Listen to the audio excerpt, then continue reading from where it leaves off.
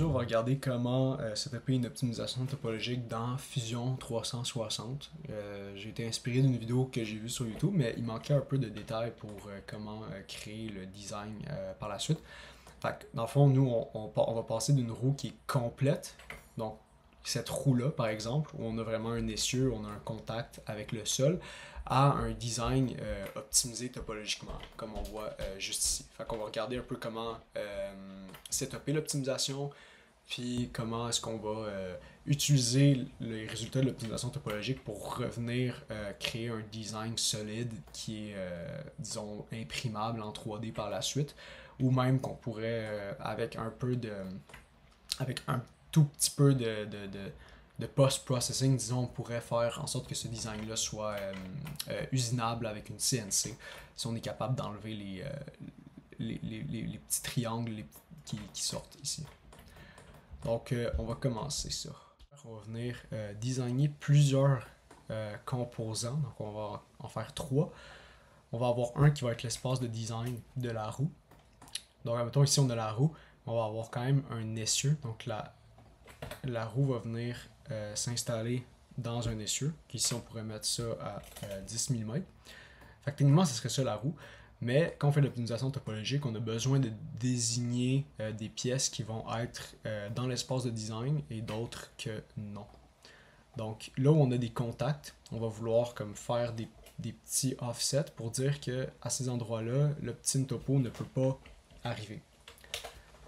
Donc nous, ce qu'on va faire, on va faire l'optimisation topologique sur la partie ici centrale pour que l'algorithme ne touche pas là où il y a des contacts, parce que clairement, on va vouloir que ces pièces-là restent comme elles le sont en ce moment.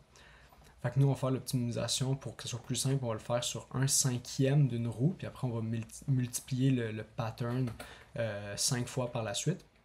Donc, ce qu'on peut faire, on peut faire une petite ligne de symétrie juste ici. Juste ici. On va faire ça, ça et ça. Ici, on va avoir la symétrie.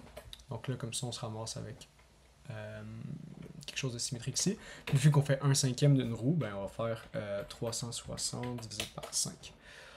Et voilà. Donc là, on a notre espace de design qui va être ici, dans le fond. Donc, ce qu'on fait par la suite, on va venir extruder, donc faire des extrusions de pas beaucoup. Disons un petit 3 mm comme ça. C'est arbitraire, mais ça va faire ce qu'on veut que ça fasse. Donc ça va être un new body, donc un nouveau corps. Puis ensuite, on va faire la même chose pour le reste. Donc ici, on va extruder jusqu'à l'objet qui est ici pour avoir la même distance. Mais là, on va aussi faire un nouveau corps. Puis on va faire la même chose ici. Donc extrusion, ici, nouveau corps. Là, on se ramasse avec 3 corps différents. Puis, dans le fond, nous, c'est ça qui nous intéresse. Donc, maintenant qu'on a ça, on peut venir cacher le sketch. Et nous, on va faire l'optimisation sur le corps central qui est juste ici. Fait qu'on peut faire dans Fusion Simulation, Shape Optimization, qui est de l'optimisation topologique. Et là, on va venir donner les contraintes au modèle pour qu'il soit capable de comprendre comment la roue, ben le 1/5 de la roue est utilisée pour bien optimiser. Donc, au final, une roue, il y a une pression qui agit en bas. La magnitude, ça nous importe un peu vu que l'optimisation topologique va nous donner la rigidité maximum. Et la rigidité maximum ne dépend pas de la magnitude. Donc 1 ou 2 ou 3 ou 4 mégapascales, ça restera la même la rigidité maximum du design va quand même rester la même. Donc ici, on va contraindre ici. Donc on a un l'essieu. Donc ça ici, techniquement, ça ne bouge pas. On va faire des contacts. Donc on va générer les contacts automatiques. Fait qu'il va faire les contacts entre nos 3 différents bodies. On va dire ce que je veux optimiser, c'est ici. Donc, target body, ça va être lui. Puis ensuite, je vais mettre des symmetry planes. Donc, en mettant ce plan de symétrie-là, il va comprendre que je veux avoir 2 symétries. Ce qui est logique, vu qu'on a une roue qu'on va venir répéter 5 fois. Sinon, on aurait un débalancement. OK. Puis là, maintenant, ce qui va nous rester à faire, c'est vraiment au niveau du mesh qu'est-ce qu'on veut? On veut quand même quelque chose de relativement fin, mais pas trop fin, parce que sinon on va se ramasser avec quelque chose qui prend beaucoup trop de temps à calculer. Fait que là, on a ça ici. Ça, c'est quand même pas assez fin. Parce que là, on a juste deux éléments euh, au niveau de l'épaisseur. Fait que je vais faire juste un tout petit peu plus petit. Donc, on va generate mesh. Et voilà. Fait que là, on devrait se ramasser avec un mesh quand même pas trop pire.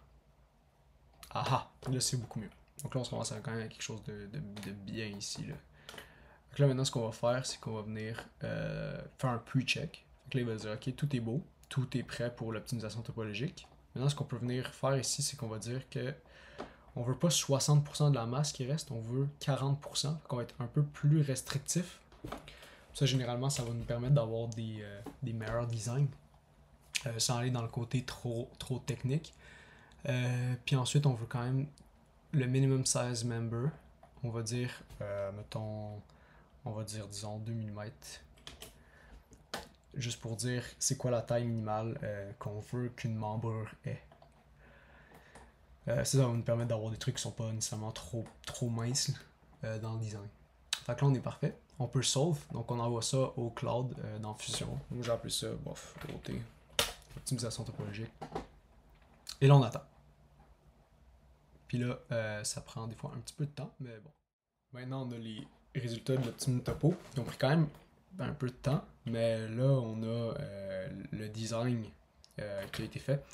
Fait qu'on voit un peu la densité optimale pour le load case qu'on a mis. On voit un peu, ça ressemble à une forme organique, un peu comme un arbre. Donc on voit comme des branches là, qui se forment. Fait que ce serait la distribution optimale pour maximiser la rigidité selon le load case qu'on a mis. Donc une pression vers le bas, puis un axe qui est comme retenu juste ici.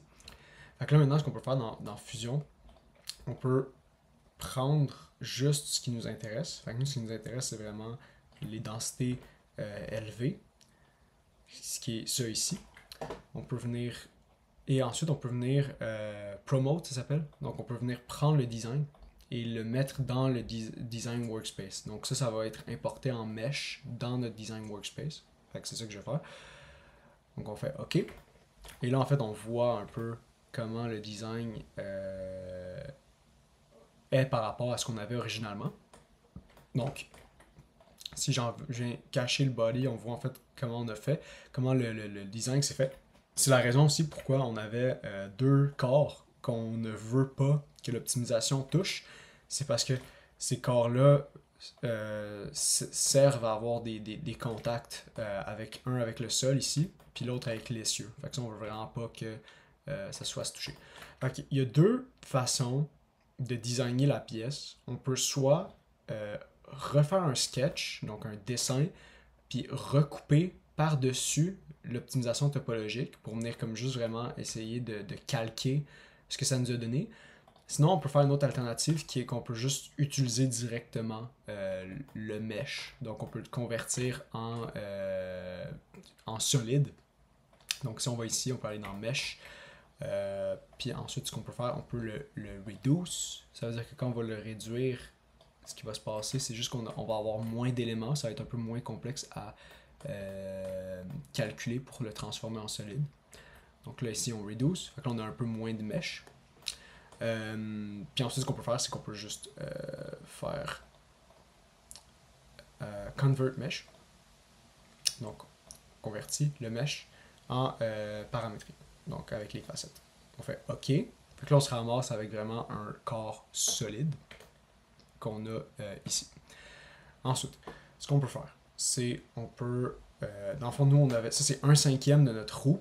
Donc, nous, on veut 5 fois ce design-là. Donc, ce qu'on peut faire, on peut aller dans solide. On va aller create. On va aller faire un pattern circulaire. Donc, ce qu'on veut venir répéter, c'est lui, autour de l'axe des Y, dans notre cas. Et là, ici, ça va commencer un tout petit peu à bugger parce que c'est quand même beaucoup d'éléments qui doivent être mis ensemble. Donc là, nous, pas 4, mais bien 5 fois. Donc là, ça load un peu. Mais pendant que ça load, on peut regarder un peu à quoi ça ressemble. Donc on voit un peu la roue optimisée topologiquement à quoi elle ressemble. Donc qui maximise la rigidité. On va cliquer sur OK. Puis on va venir aussi faire une répétition circulaire pour le reste de notre design. Fait que pour l'essieu, donc rectangle, non, désolé, pas ici, c'est circulaire, pattern circulaire. Donc le body, lui, on va venir, je pense que je peux sélectionner 2 bodies à la fois, ouais, ça c'est parfait. Je vais venir les répéter ici 5 fois, vu qu'on avait 5, on avait un cinquième. Donc là on se ramasse avec notre roue qui est optimisée topologiquement. Le body 2 c'est vraiment ce qu'on avait, ce qui était l'espace de design qu'on appelle. Ça on peut l'enlever, fait qu'on peut venir le delete, comme ça on sait que tous les corps qui sont ici sont des corps qui sont utiles à la roue, donc c'est vraiment tous les corps de la roue, et là on peut venir toutes les combiner, donc on va utiliser l'opération combine. Les 14 ont été sélectionnés, on fait OK, et là on va se ramasser avec un seul corps. En fond là on a le body 1, ok, en fait là, ces deux corps là ne se sont pas mis ensemble. Des fois c'est qu'ils se touchent pas complètement, donc là, normalement, ça devrait être correct. Clique sur OK. Normalement, on devrait se ramasser avec un seul corps. OK, non, il veut pas. Alors, la raison des fois qu'il veut pas, c'est qu'il se touche. Fondamentalement, il se touche. Il n'y a pas comme de croisement. Fait que des fois, qu'on peut faire, on peut faire un press pull. En même temps, et là, on va forcer le contact dans le design. Fait qu'en même temps, pas nécessairement 1 mm, mais ça peut être 0.5. Juste pour venir forcer le contact. Puis ensuite, on peut venir combiner les deux. Généralement, ça peut fonctionner. Ça prend un petit peu de temps. Ok.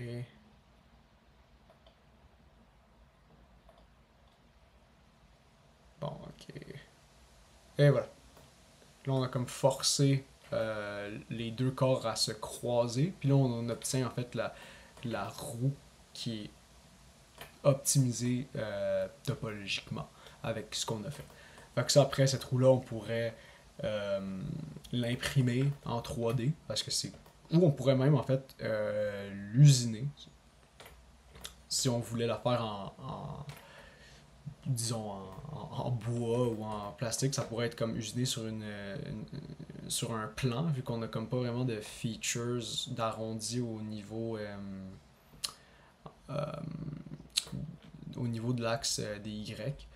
Mais clairement, il faudrait comme il faudrait venir un peu couper les petits triangles qu'il y a ici si on voudrait usiner ça. Mais sinon, clairement, on pourrait imprimer ça peut-être en plus miniature, là, vu que là, on a quand même. En fait, la roue est de 100 mm. Fait qu'on pourrait venir clairement l'imprimer avec une imprimante classique là, qui ont souvent des lits de 220 mm. Donc, c'est ça. Donc, j'espère que ça vous a été utile.